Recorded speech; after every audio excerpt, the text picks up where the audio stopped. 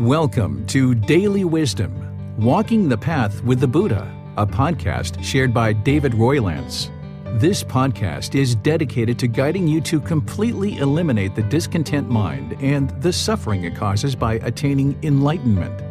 Learn and practice the teachings of Gotama Buddha that will guide you to fully attain a peaceful, calm, serene, and content mind with joy.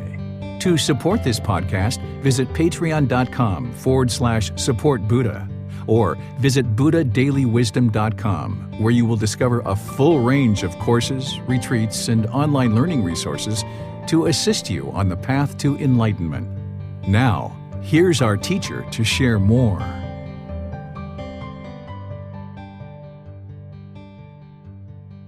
Sawadee Kap. Hello and welcome to Daily Wisdom, Walking the Path with the Buddha. Today is our group learning program, and we're studying chapter 15 in this book titled Developing a Life Practice, The Path That Leads to Enlightenment.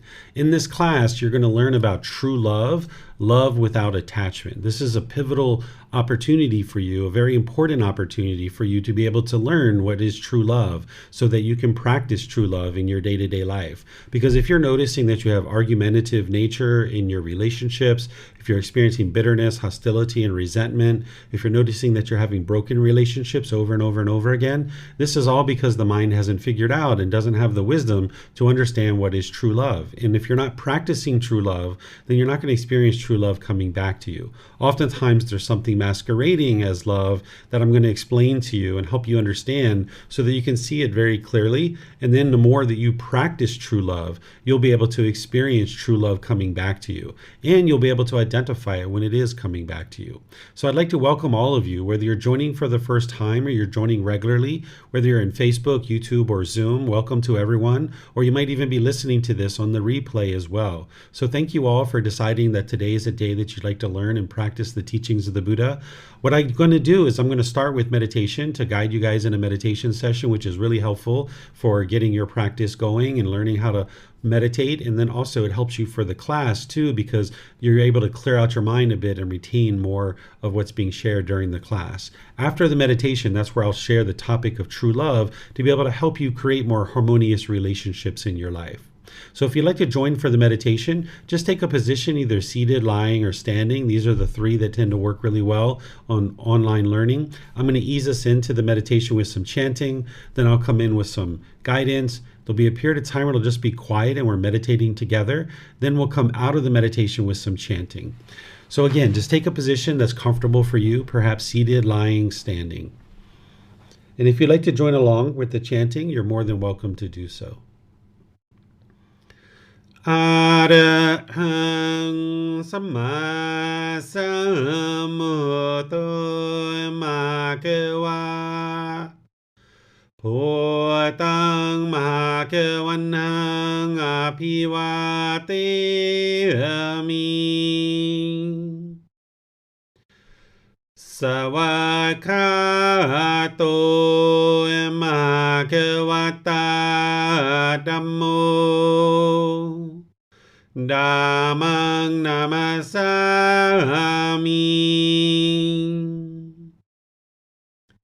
Supatipano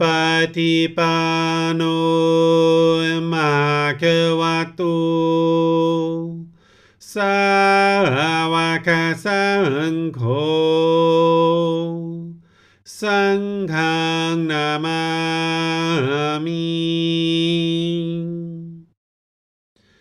Namo Tassa Bhagavato Arahato Samma Sambuddhassa Namo Tassa Bhagavato Arahato Samma Sambuddhassa Namo Tassa Bhagavato Arahato Samma Sambuddhassa Iti pisu bhagava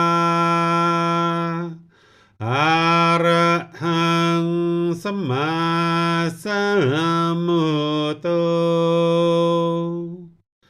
Vichacharanang Sammuno Sakatoro Kavitu Anutero Purisa Dhamma Sati Satatawa Manusanang Poto Bhagavati.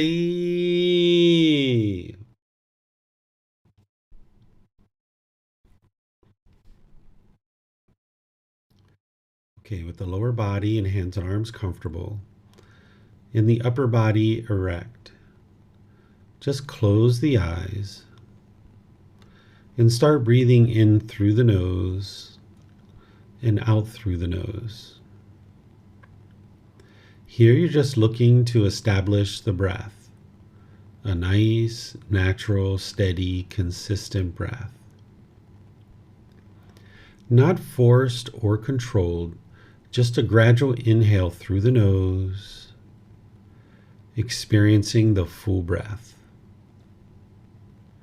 And then, whenever you're ready, exhale out through the nose. Breathing in and out. Breathing in and out. Your breath may not match up with the guidance that I'm providing, and that's okay. This is your practice. I'm just here for guidance. You can use this voice as a reminder that whenever you get to the next inhale, breathe in gradually through the nose, developing a nice, natural, steady, consistent breath. And then, whenever you're ready, exhale out through the nose. Breathing in and out. Breathing in and out.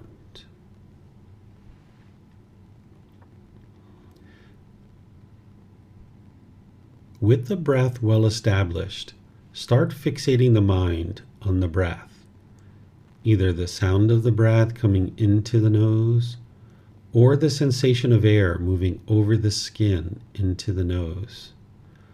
The breath is the present moment. Fixate the mind on the breath, the present moment. Breathing in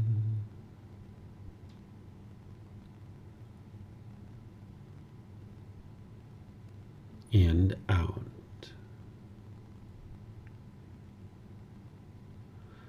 Breathing in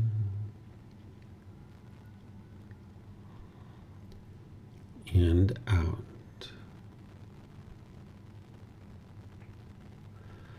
With the mind fixated on the breath, whenever you notice that it moves off the breath, cut that off, let it go, and come back to the breath, the present moment. No need to observe the thought, label it, judge it, analyze it, or even try to figure out where it's coming from. Whenever you notice that the mind is moved off the breath, cut that off, let it go, and come back to the breath, the present moment. Breathing in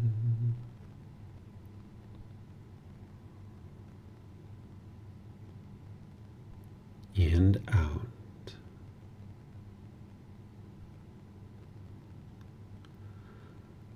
Breathing in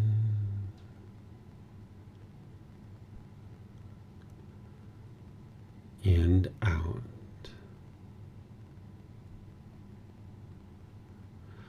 I'm going to be quiet now and let you do this work of focusing on the breath, cutting off and letting go anytime the mind moves off the breath. You have nowhere to go. There's nothing to do. No one needs you right now. This is your time to focus on the breath.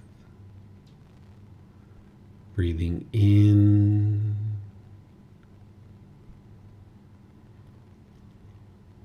and out.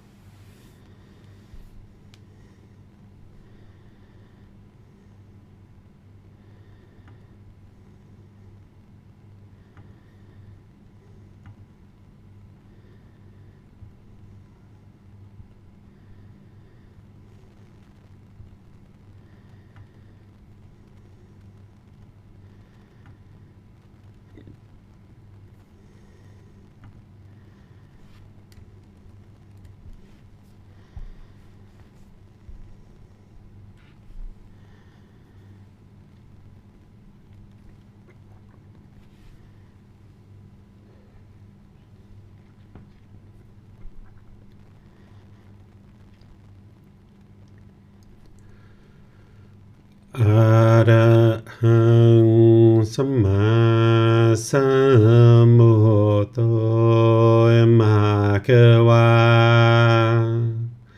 ภูตังมาเกวันหังอภิวาเตมิสวากขาโตมหาเกวตาธัมโมธัมมังนามัสสามิสุปฏิปันโนภะคะวะโตสาวกสังโฆสังฆังนามามินะโมตัสสะภะคะวะโตอะระหะโตสัมมาสัมพุทธัสสะนะโมตัสสะภะคะวะโตอะระหะโตสัมมาสัมพุทธัสสะนะโมตัสสะภะคะวะโตอะระหะโตสัมมาสัมพุทธัสสะอิติปิโสมะคะวะอะระหังสัมมาสัมพุทโธวิชาจารนังสัมมุโนสกขาโตโรกาวิโตอนุเตโรปุริสาธัมมาสติสัตตาตาวามนุสนังพุทโธภะคะวะติ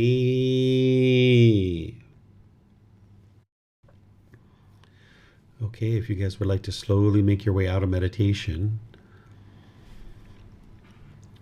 Once again, I'd like to welcome all of you to our class today, whether you're joining for the first time or you're joining regularly. Today is our group learning program, and I'm sharing with you the topic of true love, love without attachment. This is from chapter 15 of our book, Developing a Life Practice, The Path That Leads to Enlightenment. This is the foundational text for this program. Each Sunday we go chapter by chapter, helping you to understand this. And you can download it for free from our website. You can take it and go print it if you like, or you can get printed versions on Amazon, or you can reimburse us for our printing costs here at the temple. We'll be able to get a printed version of this because we have them at the temple here in Chiang Mai.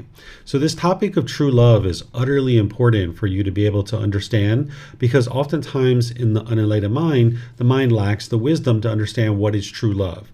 And because of that, we struggle in our relationships. If you're noticing that you're hostile or bitter or resentful in your relationships, if you're noticing that you're arguing in your relationships, if you're noticing that you experience pain and hurt in your relationships, you might be actually attributing this to love. Some people think that the love is hurtful and that it's painful. And because of this, you might push your relationships away, thinking that this is going to solve the problem. But this doesn't actually solve the problem. Remember, what you're doing on the journey to enlightenment is you're cultivating wisdom. There's certain lack of wisdom that the mind has. This is referred to in the three poisons as craving, anger, and ignorance, or the unknowing of true reality, the misunderstanding, the misperceptions. This is where the mind just doesn't understand what it doesn't understand. And because oftentimes we haven't necessarily been in a relationship where there is true love and we haven't learned to practice true love, in the unenlightened state, we're typically not practicing true love just because we don't understand it.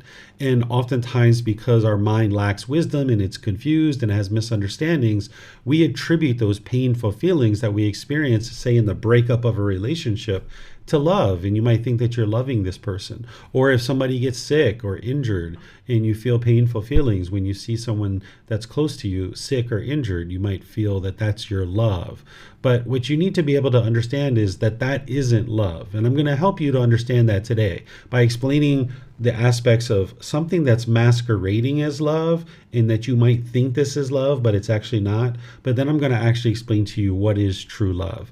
As we go in our class, you're welcome to ask any and all questions. You can put your questions into Facebook, YouTube, or Zoom in the comment section. I'll be able to see that and answer any questions that you have. And if you're in Zoom, you can electronically raise your hand, open up your mic, and ask any and all questions that you like. So to help you understand true love, the first thing I need to do is remind you of the Four Noble Truths. This is something that we've explored in this program multiple times. Even though you might have learned this, let's just be sure you remember it, that the first noble truth is helping you to understand that every unenlightened being is going to experience discontentedness. The anger, sadness, frustration, irritation, annoyance, guilt, shame, fear, stress, anxiety, loneliness, boredom, shyness, resentment, jealousy, stress, anxiety. This is all the discontentedness. This is the problem that the unenlightened mind is experiencing. The cause of that problem is craving, desire, attachment, the longing, the yearning, wanting things to be permanent. The mind is craving and holding on and wanting these relationships to be permanent, or this person to do things a certain way. And when you understand that the cause of this craving, desire, attachment, that's the cause that's producing the discontent feelings, then you come to understand that in the third noble truth, the way to eliminate your discontentedness is to eliminate the cause, the craving, desire, attachment. If you eliminate the cause, then you'll eliminate the discontentedness. And the way to do that is explained in the fourth noble truth, which the way to eliminate your discontentedness is to practice the Eightfold Path. When you're learning and practicing that and you dial it in closer and closer, that's what's going to produce the elimination of the craving, desire, attachment. And now, having done so, your mind will experience only peace and only joy. So when you have craving, desire, attachment in your mind, where you're longing and yearning, you'll get what you want sometimes. And when you get that, you'll get happy and excited and elated. But when you don't get what you want, you get the painful feelings like the anger, the sadness, the frustration, or some other discontent feeling. And now the mind struggles in those situations. And if you're experiencing anger and sadness and frustration and annoyance and these kinds of things, with the lack of wisdom of the Four Noble Truths, you will falsely attribute these painful feelings to some person or something external. And when you experience that, you might push this person away, or you push the situation away. This is called aversion, where you're pushing something away thinking that that's going to solve the problem, when in reality that doesn't solve the problem. Because when you push people out of your life, you just become angry or bitter or harsh or annoyed about something else. It's just a matter of time. If this person was causing your mind to be frustrated and annoyed, when you push them away, then your mind would be peaceful and joyful for the rest of your life because you've solved your problem.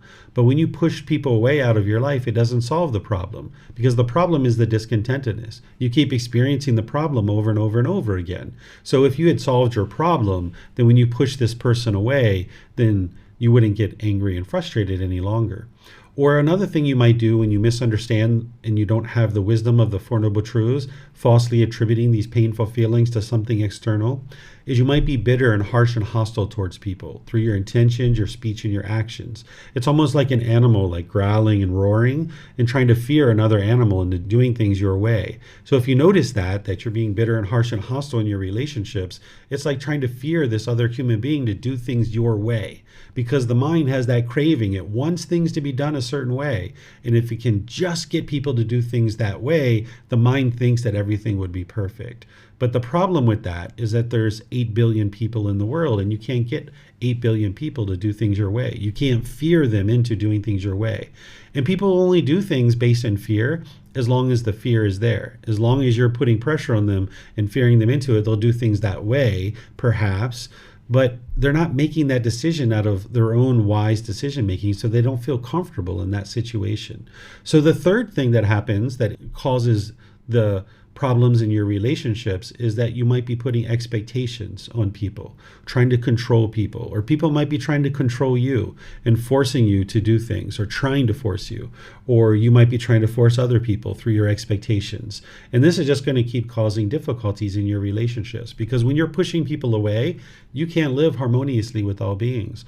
Or when you're being bitter and harsh and hostile towards people, you can't live harmoniously with all people. Or when you're putting your expectations on people, you can't live harmoniously with all beings, because the mind's wanting things to be a certain way. The mind's craving and desiring. It's wanting this permanence. It's wanting everybody to do things a certain way.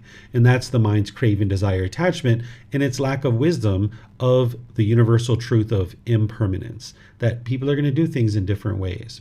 So when we get into relationships and we experience painful feelings, we oftentimes falsely attribute those painful feelings to the love or to this person. And love doesn't actually hurt. When I explain to you what love is, you'll understand that it doesn't cause painful feelings. It doesn't cause any pain whatsoever when you understand what love is and you're practicing love. But what you might have been practicing instead of true love is craving, desire, attachment that is masquerading as love. If you find a person who maybe is a potential boyfriend or girlfriend, when you guys first meet, you might have been physically attracted to them. You might have been attracted to their intelligence or to their financial stability or some other thing, some other aspect of their life. You might have been attracted to that. And now you're interested in having a relationship with this person. And when you guys first get together, usually things are quite wonderful because you don't have any expectations of them and they don't have any expectations of you. You might not want anything from each other. You're just interested in having conversation and getting to know each other. And that's why the beginning of a relationship usually goes so wonderful, because there isn't any expectations on either side. They haven't really formed yet because you're just getting to know each other. But then as time goes on, you get to know each other and things are going pretty well and they're doing everything you want them to do and you're doing everything they want you to do. You might get to the point where you say, I love you, or I've fallen in love with you. This is oftentimes what we say to this person is, I have fallen in love with you. What we're really experiencing here is not that we fell in love with this person. What's happening is they're meeting your expectations. They're doing things the way you want them to do it. Because then later, as this relationship goes on and they're not doing the things that you want them to do, you might get angry or frustrated or agitated or annoyed. And now you say, I don't love you anymore. I need to end the relationship. I've lost my passion. I need to end this relationship. I don't love you anymore, right? This isn't actually love. What happened is at the beginning, they were meeting all your expectations because your expectations were kind of low and you had very few things you wanted from this person. But as time went on, your expectations grew and their expectations grew. And now you became angry and bitter and harsh with each other and you were fighting and arguing. And now the relationship was over because now there's so much painful feelings in the relationship that you might feel like, I don't love you anymore. Right? What's really happened is your craving has perhaps been extinguished to a certain degree where you're like, I don't want to hold on to this person anymore because it's so painful to hold on to this person, wanting this relationship to be a certain way. It's really painful because it can't be that way. When you're holding on and holding on and holding on to this person and this relationship, you're going to keep wanting it to be a certain way and it's not going to be that way. And you'll be angry and frustrated. And that's why when you guys broke up, you might have missed them, or you felt lonely, or you felt bored, or you felt angry or sad or frustrated or some other discontent feeling, because the mind was holding on to this person and this relationship, wanting it to be permanent, when in reality, this relationship is impermanent because everything around you is impermanent. But the unenlightened mind doesn't understand that. So when we say we have fallen in love with you, we might say, I have fallen in love with you. So therefore, I want you to be with me because you make me happy. And then later on, when you're not happy anymore because your cravings aren't getting fulfilled, you might say at that time, I don't love you anymore, right? And this is not falling in love and out of love. Because when you understand what true love is you can't fall in love and out of love with people. What's really happening is you fell into craving, desire, attachment They're meeting your expectations. You say, I love you. And now you guys get so discontent. You're now deciding, hey, I don't want to be in this relationship anymore. It's too painful. I need to walk away from it. The mind's pushing this relationship away, thinking that that's going to solve the problem. When in reality, the real problem is inside your own mind. It's the craving, desire, attachment. It's the anger, hostility, the bitterness. It's the ignorance or the unknowing of true reality. The mind doesn't understand the wisdom of what is true love and how to practice that true love. So there's this craving, desire, attachment that's being misunderstood as love. It's masquerading as love, and that's not actually true love. Because with this craving, desire, attachment that's masquerading as love, which we might even call conditional love, even though there's no such thing as conditional love, what the mind is saying is, if you do this and you do this and you do this and you do this and you do this and you do this and you do this, then I will say I love you. And I will act like I love you. And I will do things that appear like I love you. But when you stop doing these things and you don't give me what I want, then I'm going to say I don't love you anymore.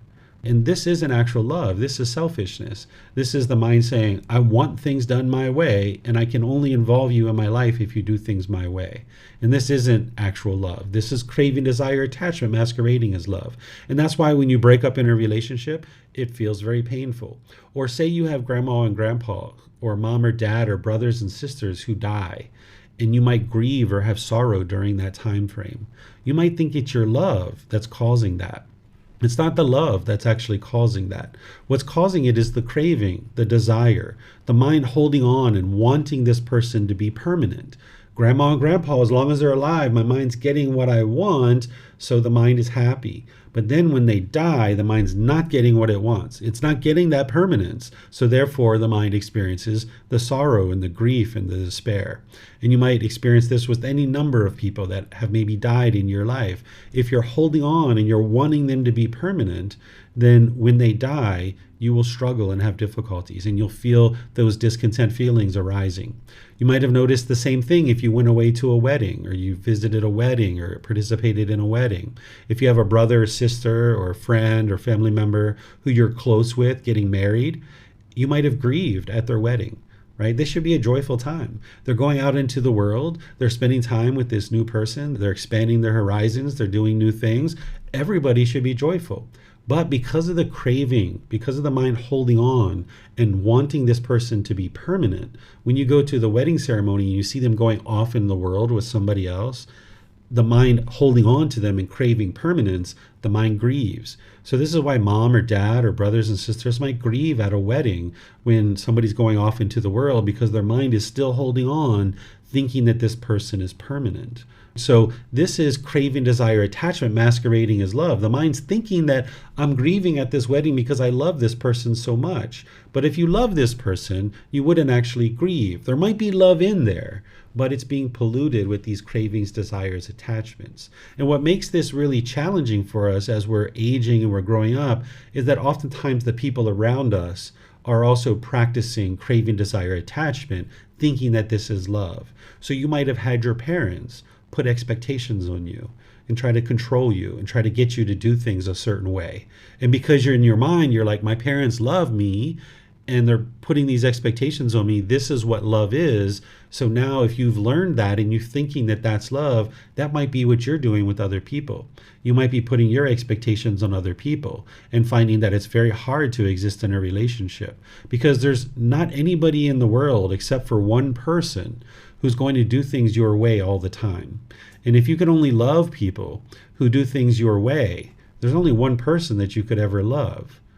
And that's you, yourself, because you're the only person who's going to do things your way. Everybody's going to do things a different way. That is impermanence. But with the mind's craving, desire, attachment, and the mind's ego, you're going to think that there's one right way to do things and everything else is the wrong way. And if people do it my way, that's the right way. And if they do it any other way than that, that's the wrong way. And now you might disagree with what this person's doing and the choices they're making. And now you might be angry and frustrated, agitated with them. Again, pushing them away, being bitter, harsh, and hostile with them, or putting your expectations on them and trying to control them. And this isn't love. Oftentimes when you see somebody heading for a difficult situation and you know that they're getting ready to make some unwise decisions, if you're attached to them, you'll feel painful feelings if they struggle and have difficulties in life. So you might try to rush in and try to make a bunch of decisions for them, or try to force them to make decisions your way, because you're going to struggle and feel painful feelings if they do things opposite than what you would do them. So your parents or your siblings or your children, if you see them headed for danger or some unwise decision that they're making, you might try to rush in and fix it for them and force them to do it your way. But this doesn't actually solve your problem, because your problem is the craving in the mind, wanting things to be a certain way. So this is craving, desire, attachment masquerading as love. It's, I love you, therefore I want you to be with me because you make me happy. And I can only be happy when you're with me. And when you're away from me, I can't be happy. I miss you, I feel lonely, I feel bored. This is attachment. This isn't actual love. This is, my feelings are attached to you and what you choose to do. And if you're with me, I'll be happy. It'll be nothing but fun. But when you're away from me, I'll feel miserable. When you do things my way, I'll feel happy, but when you don't do things my way, I'm going to feel angry and sad and frustrated. That's craving, desire, attachment masquerading as love. But now I'm going to explain to you what is true love, so you understand what this is, and you can start practicing it, and you'll start to experience more harmonious relationships, and you'll see true love coming back to you more and more. What true love is where you have care for another person, but you don't want anything specific from the relationship. You're just interested in seeing them be peaceful and be well. In the unenlightened state, when we lack wisdom, we say, I love you, therefore I want you to be with me because you make me happy. When you're practicing true love, it's, I love you, therefore I would like to see you be well. Right? It's not about me and what I want. It's, I would like to see you be well. And part of you being well is that you need to make decisions for yourself, free of any expectations from me. Because as soon as somebody puts their expectations on you, you don't like it, you feel uncomfortable. So if you feel uncomfortable when people put expectations on you, why would you ever put expectations on somebody else? Because they're not going to like that. Right? So if you're in a relationship, whether it's your parents or your siblings or your life partner or your children, you would like to practice in such a way that you have a genuine interest in seeing them be well. And part of them being well is to ensure that you're not putting your expectations on them and trying to control them and force them to do things your way. Because you've come to certain wisdom in your life, and you've come to that wisdom in some cases through struggling and through having difficulties. And because of those difficulties, you cultivated wisdom, and now you make wiser decisions because of it. So in some situations, people just need to experience the struggles and the difficulties. And having done that, then they'll cultivate the wisdom of how to do that more wisely in the future. You can offer your suggestions and your guidance and your support to somebody to help them, but they may or may not be interested in that. You might say, hey, Mom, I see you're headed to do this particular thing. Can I offer you some suggestions to help you? And they might say yes, and then you share it with them. Or because of impermanence, and they're not always going to say yes, she might say no. No, I'm not interested in your advice. Okay, right? And you just let them do whatever they're going to do and experience whatever results they're going to experience. And even if you give them advice and you share with them, they may not do things your way. Right? I've shared before with my mom, 30 minutes, 45 minutes, an hour. She even asked me for advice, and I shared with her exactly what she should do in this situation. And she said, David, I think you're 100% right, and that's the best way to do it, but I'm not going to do it that way. I was like, all right, whatever you decide to do, Mom, it's up to you. And she went away. She did things her way. She came back like 6 months later and said, hey, David, it happened exactly the way you said. If I did it my way, you said this is going to happen, and this is going to happen, and this is going to happen, and that's exactly what happened. And I should have just did it your way. And I was like, no worries, Mom. You're learning, right? So everybody has to learn. But if you're attached and you're wanting this person to have a certain outcome, and you're going to experience painful feelings if they struggle, your attachment to that person is now going to motivate your cravings, your expectations, and now you might try to rush in and fix things for them. Where this is just you putting your expectations on them. You're not practicing true love. So true love is to be able to understand that putting expectations on others is just going to cause difficulties in your relationships. It's going to create a sabotage in your relationships. You need to step back and let them make decisions on their own. So while you have a genuine interest in seeing them be well, which is the true love, You need to understand that them being well is based on their decisions. It's not based on your decisions. Sometimes we think as a child that we're responsible for taking care of our parents and that them being well is a result of our decisions. Or we might think about that in terms of our children, that it's up to us to make our children's life better, right? Well, we can help people, we can support people, we can encourage people, but we're not responsible for other people's happiness. We can't be responsible for their happiness. The only way that somebody can gain happiness is by training their own mind. If they're being happy because we're meeting their expectations, that is conditional happiness. And it's going to arise, it's going to change, and it's going to fade away. So you can't make somebody else happy. If somebody's happy, they need to be inwardly happy. So while it's important not to put your expectations on people and have this genuine interest in seeing them be well, it's also important to realize that them being well is based on their own decisions. It's not based on your decisions. So I'm going to pause here and see what questions you guys have about what I'm sharing about true love before we move into talking about specific relationships like loving yourself, loving parents and caregivers, life partners, and things like this. So let me know what questions you guys have by putting that into Facebook, YouTube, or Zoom, or by raising your hand in Zoom and asking any questions that you like. So it looks like Vibhav has a question. Go ahead, sir. Thank you, David. My question was more around we have life partners or children, parents, brothers, sisters, siblings, and even if you're practicing love without attachment, like a true love,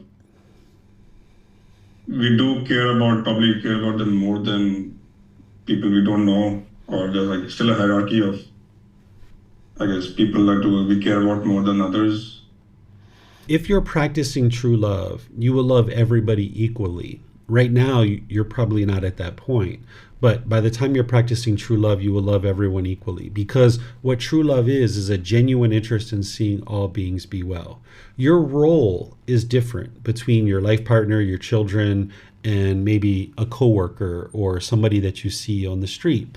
Your role is different, meaning that if your child was sick, you need to take this child to the hospital and get them help and receive medical care. If somebody on the street is sick, that's not your role. It doesn't mean you wouldn't be willing to do it, right? If they were injured and you need to rush them to the hospital, you might choose to do that, but that's not your role, right? So the love is just a genuine interest in seeing all beings be well, in having active goodwill towards them. One of the things that confuses the mind with love, when we talk about craving, desire, attachment masquerading as love, is we might say, I love chocolate, or I love Thailand, right? Well, you can't love chocolate. You can't love Thailand. It's not possible, because love is a genuine interest in seeing a being be well, right? So you can't love a piece of chocolate. You can have a craving for it.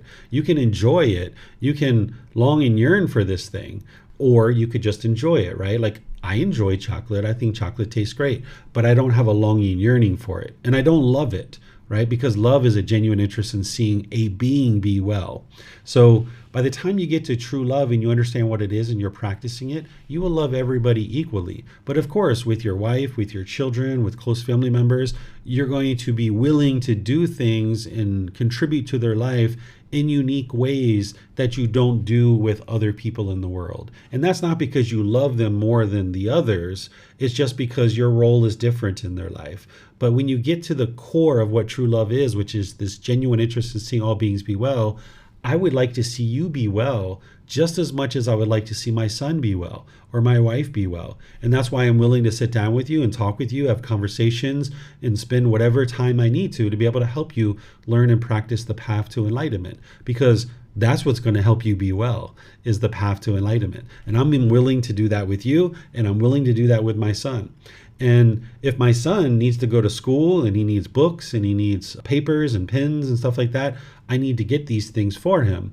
If you need books and papers and pens if you couldn't afford it and you asked me for it, sure, I would help you if I was able to. But in all situations, I'm not going to be able to. But with my son, I need to figure out a way to make this possible so that he can go to school and get education, because my role is different. But I don't love him any more or any less than you. It's just that I have a different role in his life. So true love is a genuine interest in seeing every being be well and understanding that them being well is based on their decisions, but you might play a different role in their life and you're not interested in putting expectations on them. Thank you. You're welcome. Looks like Helena has a question here in Zoom as well. She says, an enlightened being loves everyone equally, but they still have preferences for spending time with certain people. No craving, but just preference, as they still get to preserve their personality. That is mostly true. An enlightened being can spend time with everybody and anybody.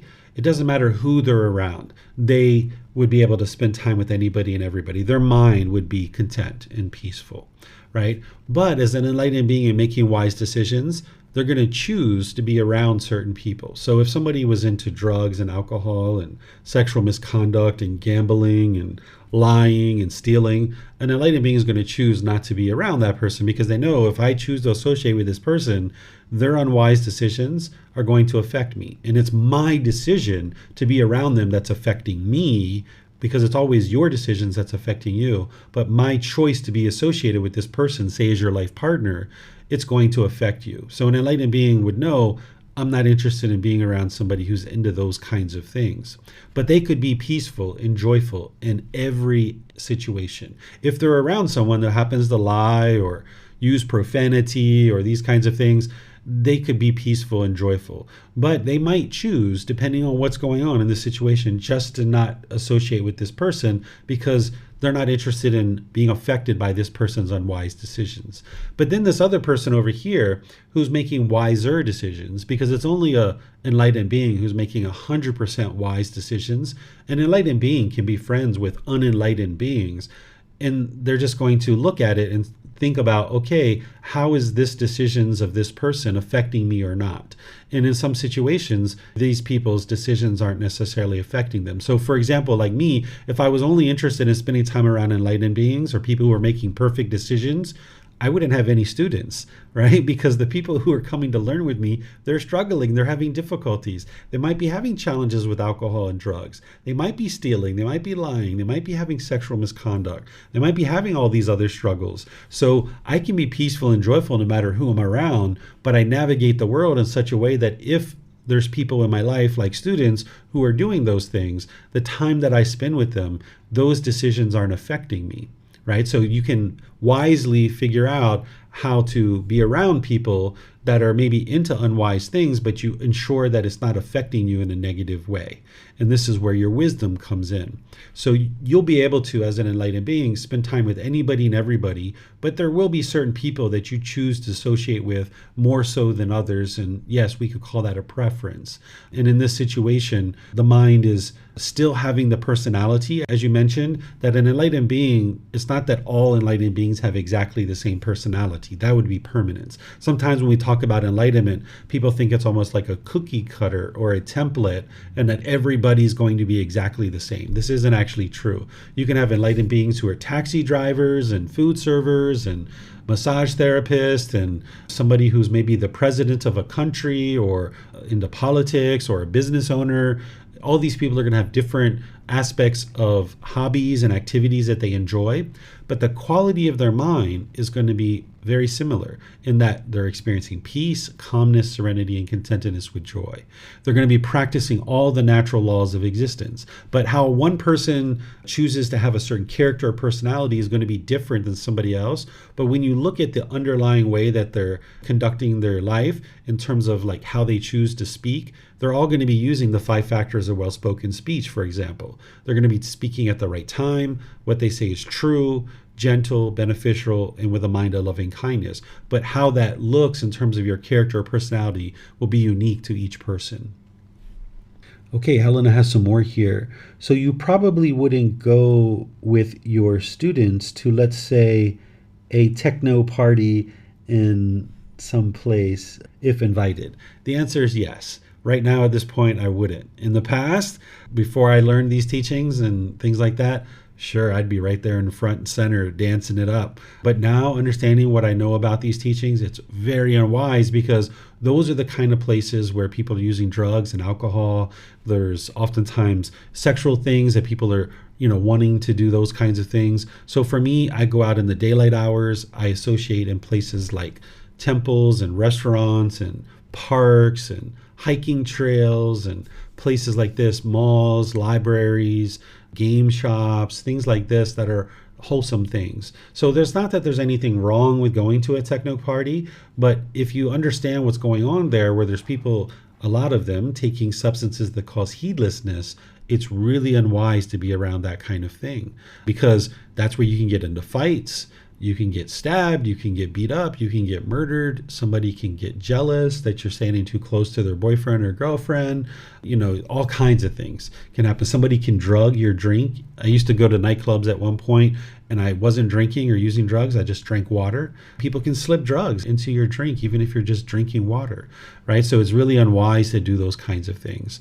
But whether someone chooses to do that or not, it's up to them. It's their choice. But you will make wise decisions, and you won't judge other people for the things that they're choosing to do, because all these things that people are doing, you've probably done those same things at one point too. So by the time you get to enlightenment, you don't look down on people who are doing those things, but you're just choosing wisely that you're not interested in being in that environment any longer, and you don't have any craving to be in that kind of environment. All right, great questions, guys. I see Vibhav has another question. Go ahead, sir. David, I had another question about, maybe tangential to what we're talking about. Is like you said, president of a country can be enlightened, but then a president of a country or somebody in that class has to employ like an army and, probably fight, has to buy and sell weapons and has to go to war and this kind of thing, which are kind of against the precepts. So how do we think about like whether somebody in that situation can even be enlightened, because he has to do all these other things which are not part of the enlightenment? Yeah, what you have there is a perception of what a president would do based on your experiences, probably living in America. But you haven't seen these other examples of people who don't function that way. So I'll tell you this story that one time when I was traveling back and forth to Thailand, in 2010, I came here, and I was coming here like maybe 2, 3, 4, 5 times a year. The prime minister came on the news and informed the Thai people and said, "Sorry to break into your program. I would like to deliver this news that Cambodia has flown an airplane over eastern Thailand and they've dropped a bomb. Nobody was hurt. Nobody was killed. We don't know why they've done this, but we've been in touch with Cambodia and we've let them know that whatever's happened, we would like to talk about it. And we're going to let them calm down for about 2 weeks. And then afterwards, we're going to be sending a delegation to Cambodia to understand what it is that motivated them to drop this bomb in Thailand," right? This is the way that a more enlightened individual would function as a prime minister or a president, right? And I don't know that that prime minister was enlightened, but he was definitely practicing the natural laws of existence. Because if someone's been hostile and bitter and harsh to you, what you come to understand is the last thing you're interested in doing is being hostile and bitter and harsh back, because this is just going to escalate the situation. So with Cambodia coming and dropping a bomb into Thailand, the last thing that they're interested in doing is going ahead and right away bombing Cambodia, because that's just going to escalate into a war. So they're interested in extinguishing this and getting rid of it, right? So that's what they ended up doing. And they must have sent their delegation to Cambodia, and I never heard about anything from it after that. So there are ways to be a president, and yes, have a military as a wise decision, that if somebody should come and attack you, that you're prepared and you have this military. But you're only going to use it sparingly for self-defense, right? You can do that. Like, for example, if you had a weapon in your house and you only are going to use it in a self-defense scenario, right? You're not actively going out. So in Thailand, I don't know with 100% certainty, but I don't think that they have spies going into Russia and China and places like this. I don't think that they do these kinds of things. They're not out there doing harmful things in the world that is going to attract attention to Thailand. And now they have to worry about somebody attacking them, and they have to have this big military in order to be able to protect themselves. So if you're not causing harm in the world, harm isn't going to come back to you as an individual, but also as a collection of people. Here in Thailand, if you're not out there causing harm to others, then harm isn't going to be coming to you. So this is why we see that in Thailand it was never colonized, where out of all the Southeast Asian countries that existed, Thailand's the only one that was never colonized by a Western power, because they understood how to interact with other cultures so that they wouldn't see them as a threat and they wouldn't appear as a threat. So what you're describing is based on what people do in maybe the country that you live in, and you're perceiving that being a president means that you're going to be attacking people in war. But it doesn't have to be that way. So a person who's enlightened could be a president, and then they would make decisions in a very wise way related to all their wisdom of the natural law of karma. In fact, an enlightened being would be an excellent, excellent, excellent president. Thank you. You're welcome. Okay, I'm not seeing any questions anywhere else. So let me share with you guys a little bit more about true love and how it applies to some of these different relationships. Remember, what true love is saying, I love you as you are. It's unconditional love, that I don't want to change you. I'm not putting my expectations on you. I'm not forcing to change you. I'm not trying to convince you to change. I just love you as you are. And I may disagree with the choices and decisions that you're making, but I still love you as a person, right? That's what true love is where, hey, I acknowledge that there's more than one way to do things in the world, and my way isn't the only way to do things, and I'm going to disagree with your decisions sometimes. But that's disagreeing with your decisions, and that doesn't mean I have to hate you or that I don't love you. I can love you as a person and disagree with your choices and decisions. So understanding that true love is void of any expectations and wanting things to be a certain way, now you can start to do this with yourself, because you're going to need to love this being who you are. In order to have love for others, you're going to need to have love for this being who you are, which is one's own self. So you might find that in certain situations, it's difficult to love yourself, especially if you're putting expectations on yourself. Just like if you put expectations on others and it promotes a difficult relationship, it's going to promote a difficult relationship within your own mind if you're putting expectations on yourself and you're burdening yourself with all these expectations. Because if you have certain expectations and you're working so hard and feverishly to get to those expectations, if you fall short of those expectations, you'll feel miserable. You'll feel sad. But even if you meet your expectations are going to change and they're going to grow. And now, once again, you're fighting and clamoring to try to meet those expectations. And you might have this inner dialogue that has this negative self-talk in your mind where you're degrading and diminishing yourself. And you're going to need to improve that by learning how to love yourself. That you're going to need to have this genuine interest in seeing this being be well. So doing things like this, where you come to classes to learn, where you go to retreats, where you learn to meditate and you train your mind, you read the books, you consult with your teacher privately and things like this. This is helping you to be able to cultivate wisdom because you would like to see this being be well. But also you're going to need to learn how to do things where maybe you go out by yourself, where you go to the movies alone, or you take yourself to dinner alone. Maybe take yourself on a date, or maybe you go on holiday or vacation alone, right? Sometimes you might be willing to go to that fancy restaurant with your wife or husband or your parents or your children, and you're willing to spend that money when you're with other people.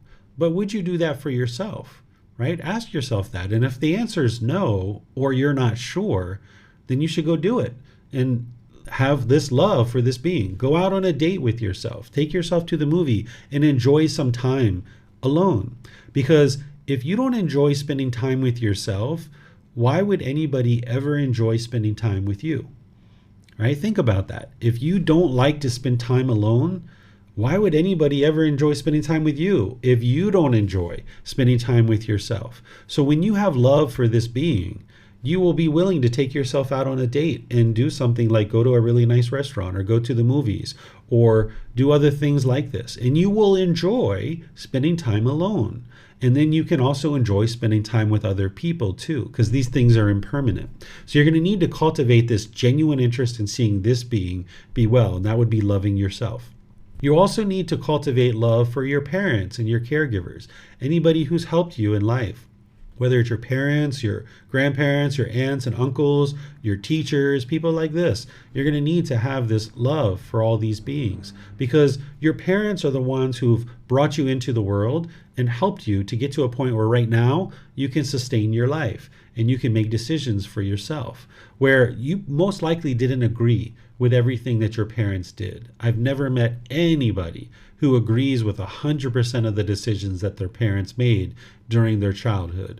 And that's normal, because that's the universal truth of impermanence. But if you have certain expectations of your parents and you want them to be a certain way, and if they fall short of that, you're angry at them or you think that they're not good parents, this is going to not promote a healthy relationship with your parents. So if you get your expectations out of the way, wanting your parents to be a certain way, you can just love them as they are. You can appreciate them as they are, understanding that they're a being in the world that is struggling and having difficulties. They're not perfect, because if they're unenlightened, they're struggling and having difficulties. And however they raised you, they did that based on the wisdom that they had at that point in time.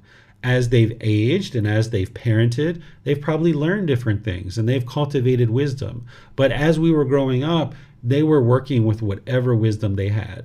And they were most likely making the decisions that they thought were best at that particular time. And of course, you now having more wisdom and looking back at those situations, you would have probably made decisions differently.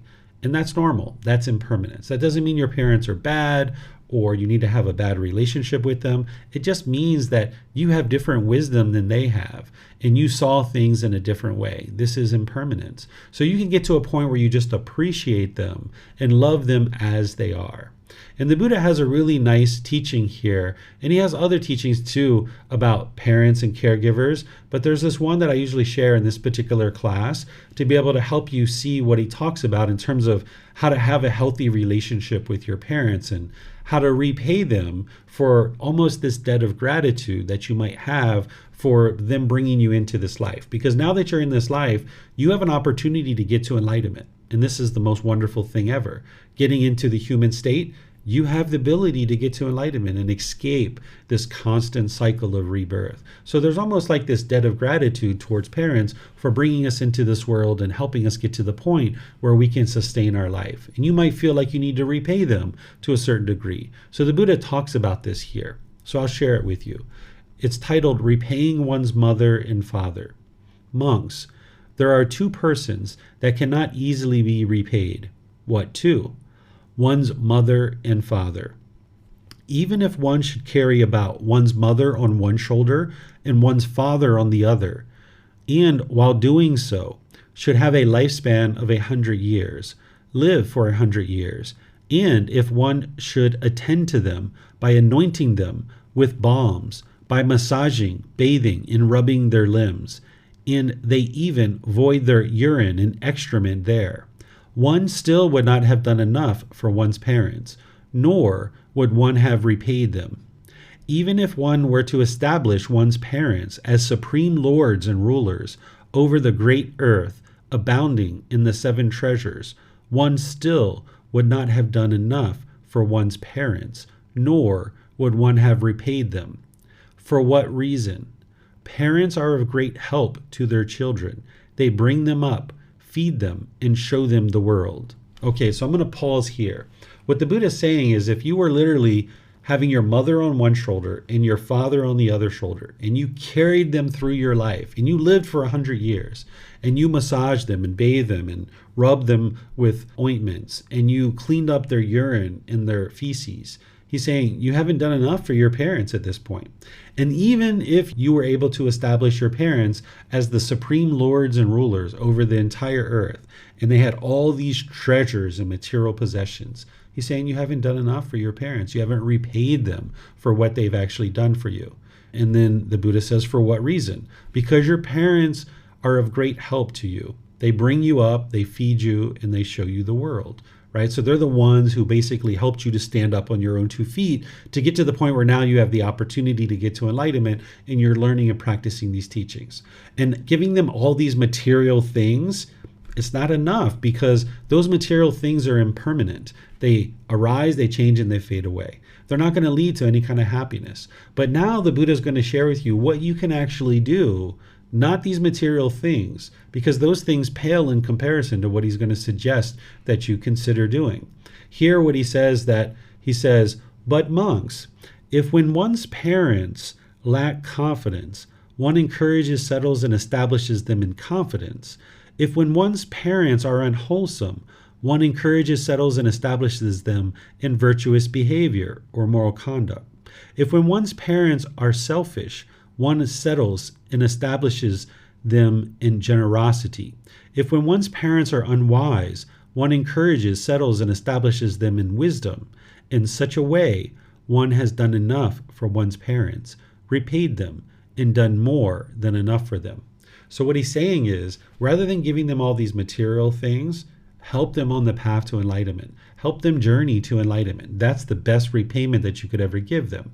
So when he talks about establishing them in confidence, what he means is confidence in him, in his teachings, in the community. Because as you're learning and practicing these teachings, you'll see that his teachings lead exactly where he said they do, to this enlightened mental state. And you'll eventually get to the point where you have no doubt that these teachings are indeed leading to your enlightenment. You won't be enlightened at that point yet, but you'll know without a doubt that these teachings are leading to enlightenment, because you will have seen the condition of your mind improve and the condition of your life improve. So the Buddha is saying, okay, help other people establish this confidence. And one of the ways you might decide to do that, which is some of the ways that I've done it, is when I saw a family member struggling, I might say, the Buddha has a really good teaching that would help you in that situation. And that's helping them to see that the Buddha has something to offer to them. And it might help to arise some confidence, and it may not. The Buddha says that when they're unwholesome, meaning they're doing unwholesome things, that you establish them in good, wholesome moral conduct. So like say your family members are drinking or using drugs or lying or stealing. The Buddha is saying, okay, if you see your parents experiencing this and they're choosing unwisely to do unwholesome things, then help to encourage them to practice good, wholesome moral conduct, because you'll have that wisdom. When you see that your parents are selfish, meaning they're holding on to things really tightly, they don't like to share. When you see that, then you might encourage them to practice generosity, because that's what's going to train the mind to eliminate craving, desire, attachment. When they're holding on to things really tightly, there's craving, desire, attachment in the mind. That's the selfishness. But when they start living open-handedly and giving and sharing without any expectation of anything in return, this helps their mind to let go and get closer and closer to enlightenment. And then lastly, he says, when they're unwise, you help establish them in wisdom, meaning when they don't understand these teachings and the natural laws of existence, that you can help them. But you can only do this to a certain degree. Otherwise, it's going to be your own craving, desire, attachment. So you might try to help them once, twice, or even 3 times. And if they're like, no, I'm not interested in that stuff, then you're just going to need to step back and realize that they're going to struggle and they're going to have difficulties in life, where they might say, yeah, I am interested in that. And then you can share it with them. But if they say, no, they're not interested, and you keep trying to force it on them, you're just going to drive them away. And this is your craving, desire, attachment that's producing this. So you would like to maybe try once or twice or 3 times and spread this out over a certain period of time, so it's not like bombarding them. And if they say yes and they're interested, then great. Send them a YouTube video, give them a book, send them to a teacher that can actually help them, because they're not going to see you as their teacher. But if they say no, okay, no worries, right? If you don't have a craving for them to be a certain way, if you're not expecting them to be a certain way, when they say no, you'll be completely comfortable with that. Okay, so this is how the Buddha suggests that you repay your parents, is that you help establish them in the teachings. And this is what's going to ultimately help them in this life, not all the material possessions. Then in terms of a life partner, you might decide that you would like to have a life partner, or you might already have a life partner. With life partners, it's very important to practice true love. If you weren't practicing true love in your partnership, then you guys will struggle and you will argue and you will have difficulties because you're putting expectations on each other and trying to control each other. If you don't have a partner and you're looking to find a partner, it's wise to find somebody who understands true love or who is willing to understand true love. It's helpful if they understand that they are not a perfect being, that they are imperfect. And you to understand that too, because sometimes when we don't have a partner, we have this image in our mind of Prince Charming or Princess Charming, and we think that there's this perfect being, this soulmate that's out there waiting for us. And this isn't actually true. That whoever you choose as a partner, they're going to be imperfect, just like you. And if you put all your dreams and aspirations onto this person, and you think that this person is going to complete me and they're going to make me feel whole, then when you get together with this person and you're 3 or 6 months down the road and you see that they're struggling in life just like you'll feel let down because your expectation was that this person was going to make everything better in your life. And it's not up to that person to make everything better in your life. You got to make the decisions for yourself to make things better in your life. If your wellness is contingent on your partner, that is attachment. So you would like to have a partner that understands that they're not a perfect being and that they're going to need to do some inner work. And when they get angry and frustrated and agitated, you're not causing that. It's their own mind that's causing it. And them understanding that true love is loving someone as they are and not putting your expectations on somebody. This is really important because if they have craving, desire, attachment in their mind masquerading as love, they might go away to a business trip and they might call you and say, "Hey, honey, did you miss me?" And you're like, "No, I didn't miss you," right? Because you didn't. If you're not attached to them, you're not going to miss them because it's not the love that's causing you to miss them. It's the craving, desire, attachment. But if they don't understand true love, they're going to ask those kinds of questions and they might not understand the answer that you give back to them. I don't suggest that you say it that way to them, but you would like somebody that's interested in understanding true love. And you're probably not going to find somebody brand new off the street that understands this unless you meet them at a temple or at a retreat or they're already into these kinds of things, right? And that's not out of the possibility. Sometimes people meet a life partner at a place like a temple or at a retreat or something like that. That might not be the reason why you're going there, but you happen to meet somebody while you're there. So life partners, it's really wise if you have somebody that's into these teachings and into improving themselves, at least practicing the 5 precepts so that you're not experiencing the difficulties and struggles through your choice to be their partner. The way that I suggest you look at a life partnership is whoever you choose to be your life partner, this is a highly important decision. Just like if you were to invest a bunch of money into a company and you needed to hire a CEO for your company, whoever you choose as your CEO, that company is going to live and breathe and die based on your choice of whoever you pick as the CEO. So you would like to take your time and be patient and really look at this individual thoroughly before you hire them to be your CEO. The same thing is true about your life partner, that this person is going to impact your life in significant ways. And it's your choice to be their partner. So you would like to take your time, be patient, and really look at all the different aspects of their life. How do they treat their mom? How do they treat their dad? How do they treat their brothers and sisters? How do they talk about their ex-boyfriends and girlfriends, if they even talk about them? How do they treat taxi drivers and waiters and servers and people like this? Because however they treat other people and however they talk about other people, you're going to be that person soon. Because when you first meet somebody, you're usually on a honeymoon phase, maybe the first month, the first 3 months, the first 6 months. There's kind of like this honeymoon phase where everybody's on their best behavior. But then eventually that's going to fall away. And now you're with this person who's struggling in life, and you're struggling too if you don't have the wisdom of these natural laws. So however they talk about their parents and their siblings, if they're complaining and constantly blaming other people for the challenges that they face, this is because they don't have the wisdom of how to have harmonious relationships. And you're now in a relationship with this person who doesn't understand how to have harmonious relationships. So allow that to be an indicator to you that they're not understanding the wisdom of how to have a harmonious relationship, and you're the next person that they're going to have an unharmonious relationship with. And you would both like to be in a situation where you're learning and growing and developing so that you can both understand what is true love. You can both practice non-attachment and not putting expectations on each other.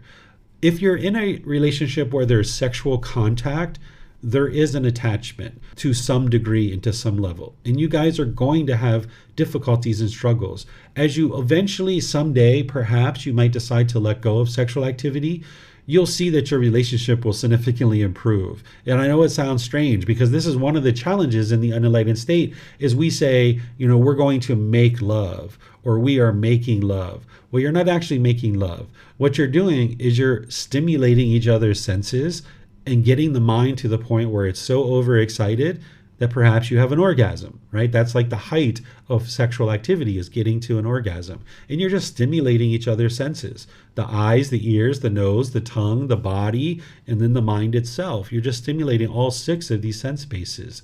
You're not actually making love. And if you attribute the sexual activity to this is the love, at the beginning of the relationship when things are really exciting with the sexual contact, you might think that, wow, that's the love.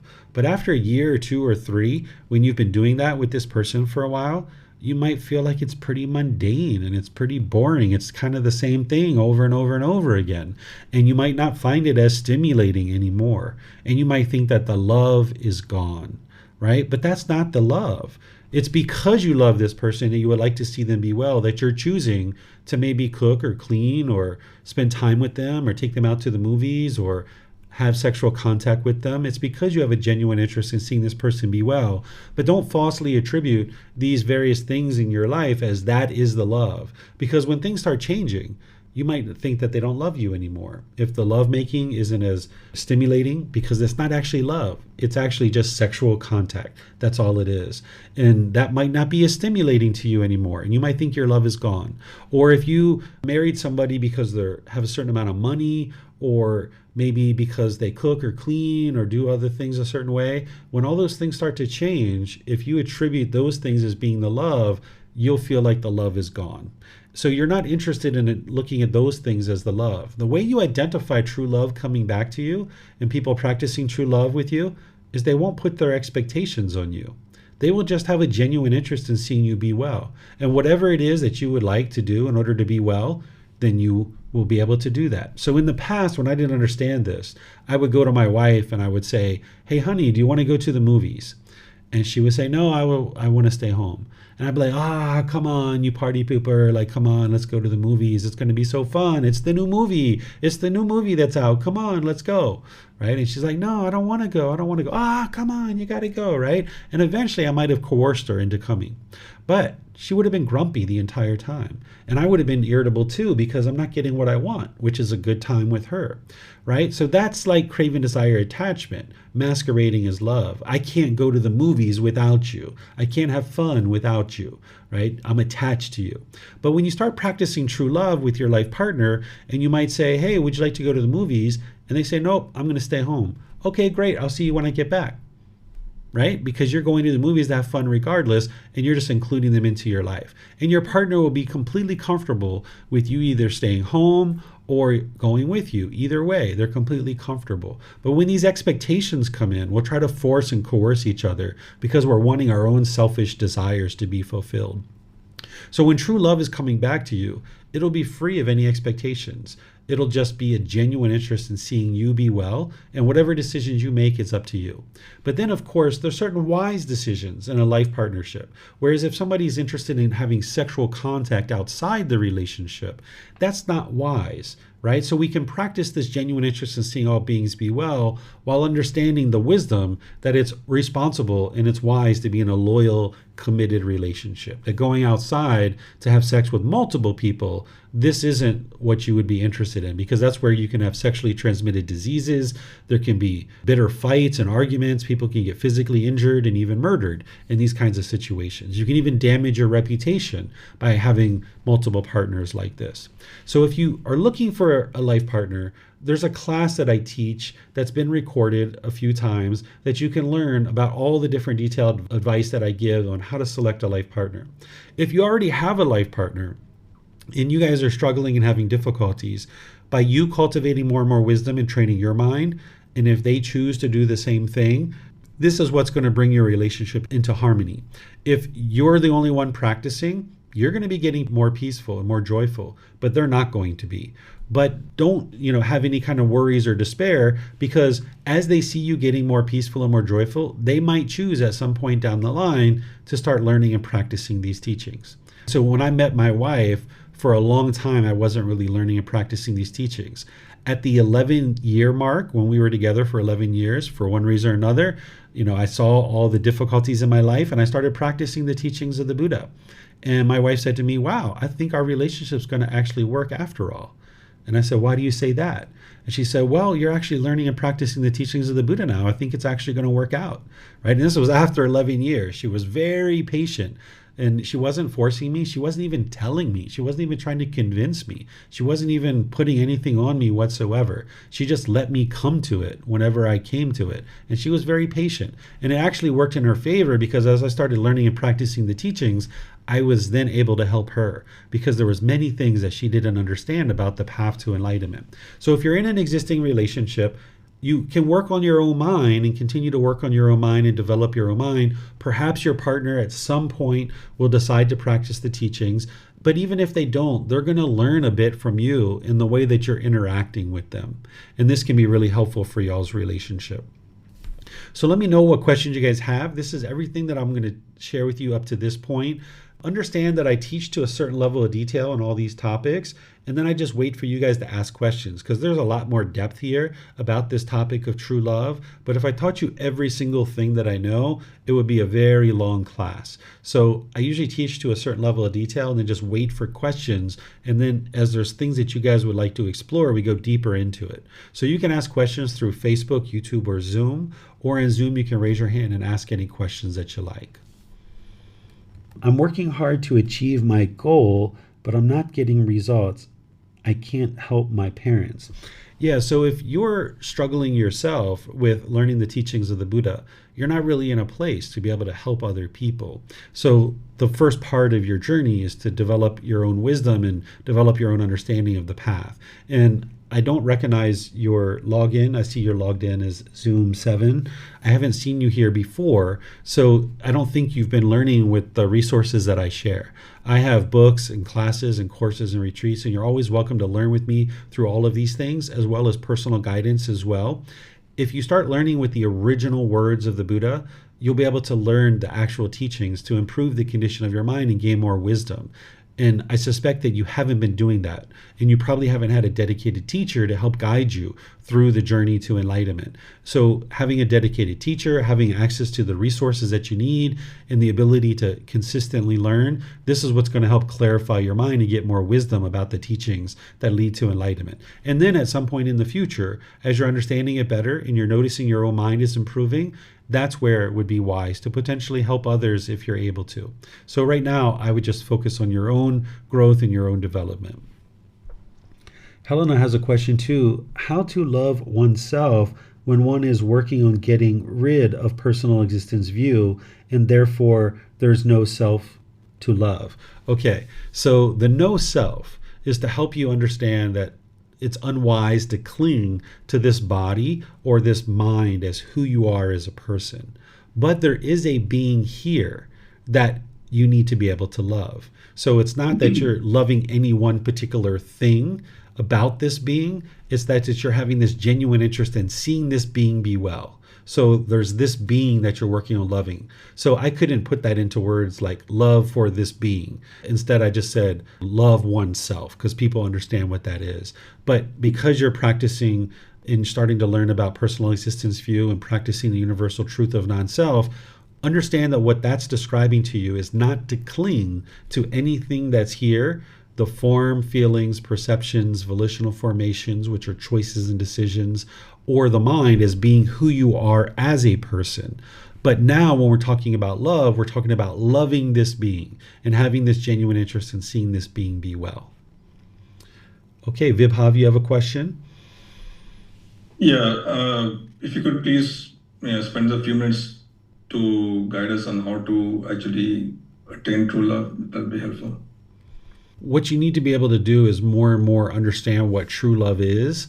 So right now, this might be like an introductory to true love and starting to understand that you need to stop putting expectations on others and stop trying to control others, and that pushing people away, being bitter, harsh, and hostile, and putting expectations on people isn't going to solve your problems. So in order to practice true love, you first need to intellectually understand it. And that's what a class like this and the chapter in Volume 1, Chapter 15 is all about, because there's things in the chapter that it's challenging for me to articulate in a class. So if you read the book and you also watch this class, that gives you an intellectual understanding to begin to understand what is true love.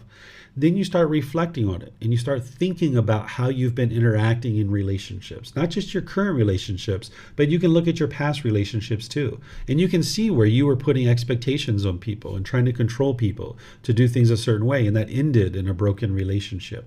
And then you start moving this into practice, where now in your existing relationships, whether it's your coworkers, your employees, your children, your wife, your parents, you stop putting expectations on people and trying to control people. And this will be harder for you in the relationships where you have attachment. So with your wife and your children, since I know you have, it'll be harder for you to practice true love. That's the interesting thing about this, is that it's more challenging for the people that are close to you because you have attachment. Where with your employees or your colleagues or people like that, it'll be much easier and straightforward for you because you're not trying to control them, because you don't have the same type of attachment that you have with your family members. So the more you intellectually understand it, and you're going to need to dive in this topic more, then you reflect on it, it's independently verified, then you practice it. This is what's going to help you. And that's going to be iterative process.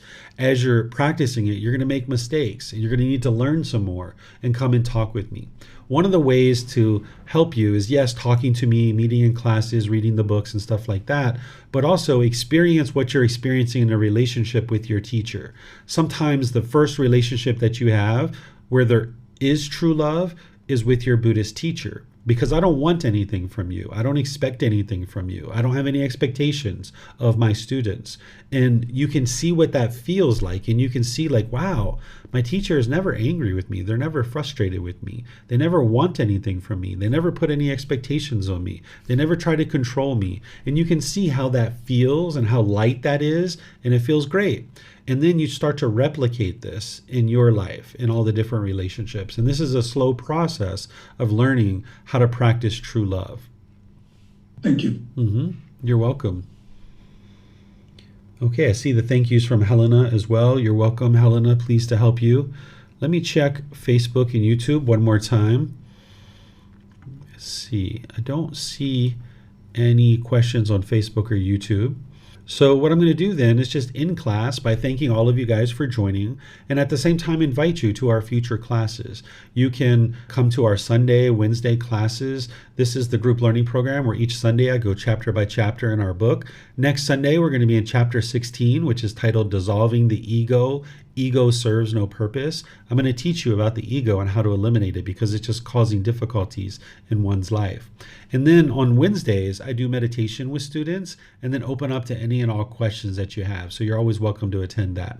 And then, of course, there's courses and retreats at different times during the month that I have here in Chiang Mai, and I travel around different parts of the world and I teach in those places too. You're always welcome to attend these at no cost. And I also live stream these typically, depending on where I'm at. If I'm here in Chiang Mai, for sure I'm live streaming it.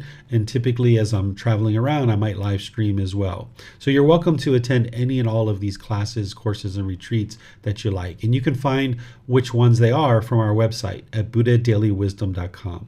So perhaps I'll see you guys in one of our future classes. Have a very lovely and wonderful rest of your day. We'll see you next time. Take care. Sawadee khap. Thank you for listening to this podcast. To provide support for this podcast, visit patreon.com/support Buddha. To access more teachings, visit buddhadailywisdom.com. There, you will discover a full range of courses, retreats, and online resources to assist you on the path to enlightenment. Remember to establish a daily, consistent meditation practice, along with learning and practicing these teachings. A well-developed meditation practice is the foundation in which to train the mind to attain enlightenment.